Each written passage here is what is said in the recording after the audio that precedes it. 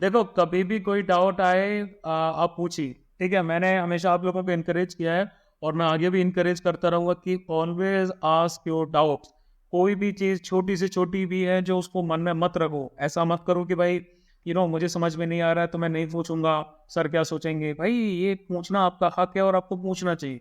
और मैं आपको बता रहा हूँ अपने पास्ट बैच के एक्सपीरियंसेस से, जो कैंडिडेट्स क्वेश्चंस पूछते हैं, इंटरेक्ट करते हैं, उनके एग्जाम निकलते हैं। जो नहीं करते उनके लिटरली नहीं निकलते। क्यों? दो रीजन हो सकते हैं। या तो वो उनको एक सुपेरिटी कॉम्प्लेक्स हो कि भाई मुझे तो सब आता है। अगर आपको ये लगता है मुझे तो सब आता है तो this batch is not for you. ठीक। और अगर आपको इस शर्म आती है तो भाई फिर आप एसएसबी में क्या कर रहे हो, आप आर्म फोर्सेस में क्यों जा रहे हो? मतलब देखो, इंट्रोवर्ट होना अलग चीज है, लेकिन उसको एकदम कैरी करके अपनी पर्सनैलिटी की चीजों को डिमिनिश करना, उनको बाहर लाने ही ना देना, that is a totally different thing. वो आप लोगों को नहीं करनी चाहिए। ठीक है, अपनी जो पर्सनैलिटी के एक्सपेक्ट्स है ना, उनको आप लोग एक्सप्लोर करो। जोहारी विंडो के बारे में पता करो, उसको थोड़ा फॉलो करने की कोशिश करो। जोहारी विंडो के बारे में जब आपको नॉलेज हो जाएगी तो वो साइक में आपके बहुत काम आएगी। बहुत कम बच्चे हैं जो जोहरी विंडो पे वर्क करते हैं। और आपकी पर्सनैलिटी जो है वो एकदम प्रॉपर होनी चाहिए, तरीके से होनी चाहिए। ठीक है, जब आप क्लास कर रहे हो तो आप एक टेबल और कुर्सी पर बैठोगे, बेड पे नहीं लेटोगे। पहला आपका स्टेप ये होना चाहिए। क्लास कर रहे हैं, अटेंटिव रहेंगे, एकदम सीधे बैठेंगे। चल रहे हैं रोड पे तो एकदम सीधे होंगे, स्लाउच करके इस तरह से नहीं बैठेंगे, इस तरह से नहीं चलेंगे। ये छोटी छोटी जो हैबिट्स है ना, इनको आप अपने अंदर इनकलकेट करो। चलते हुए आपके हाथ पूरे स्विंग होने चाहिए, किसी को लगना चाहिए देख के कि भाई अफसर कैंडिडेट जा रहा है ना। नहीं तो बंदे तो और भी तैयारियां कर रहे हैं और ऐसे उलझुल सवाल पूछते हैं, लेकिन देख के आइडिया लगना चाहिए कि भाई this is a officer candidate. अपनी ग्रूमिंग इस तरीके से रखो, अपनी हेयर कट इस तरीके से रखो, अपनी जो बियर्ड है उसको ट्रिम करके रखो। आपके जो कपड़े हैं वो आपके डिफाइन करते हैं, आपके लुक्स आपको डिफाइन करते हैं। आप जब इंटरव्यूअर के सामने जाते हो तो वो एक नज़र आपको देख के समझ जाता है कि ये बंदा अपने आप को किस तरह से कैरी करता है। ठीक है, तो अगर आप अपने कपड़े सही पहनोगे, आप उठना बैठना सही रखोगे, अपना बैठ बोलना चलना ठीक रहोगे, तो वो एक अलग तरह से इंप्रेशन क्रिएट करेगा। और ये पता है, ये एक एबिलिटी टू इन्फ्लुएंस टाइप की चीज़ है। जब आप एसएसबी में जाते हो तो कई कैंडिडेट जो सीरियस नहीं होते हैं या फिर जो उतने प्रिपेयर्ड नहीं होते हैं, वो जब आपकी प्रिपरेशन देखते हैं तो ऑटोमेटिकली वो आपको एक इन्फ्लुएंस टाइप का क्रिएट हो जाता है। आप एक लीडरशिप पोजीशन में आ जाते हैं। ठीक है, तो ये लीडरशिप वाली चीज़ें आपकी पहले मूवमेंट से स्टार्ट हो जाती है जब आप एसएसबी बोर्ड में एंटर करते हैं, फिर जब आप वो बाकी दूसरे कैंडिडेट से इंटरेक्ट करते हैं।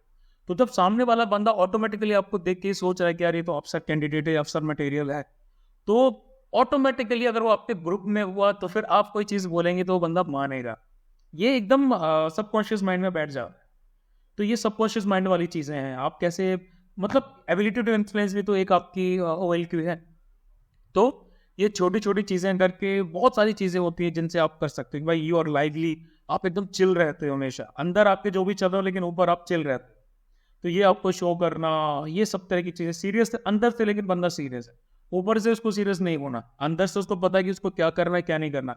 आपका गोल क्लियर होना चाहिए। अगर आप अभी जैसे बैठे हो, आपको ये पता होना चाहिए कि आप अपने चैप्टर्स का रिवीजन कब करेंगे। आपके डेली गोल्स कवर होने चाहिए। वीकली आपको पता ही है कि हम कितने लेक्चर्स कवर कर रहे हैं, क्या कर रहे हैं, तो आपके भी वीकली गोल्स कवर होने चाहिए कि भाई मंडे टू फ्राइडे मैंने क्लासेस कर ली हैं, बाकी सैटरडे और संडे के लिए मेरा खुद का गोल क्या है। क्या मैंने जो चैप्टर पढ़ाया था मुझे समझ में आया? अगर नहीं आया तो क्या मैंने डाउट्स पूछे? और अगर डाउट्स पूछे तो क्या उन डाउट्स का आंसर मुझे मिला कि नहीं मिला?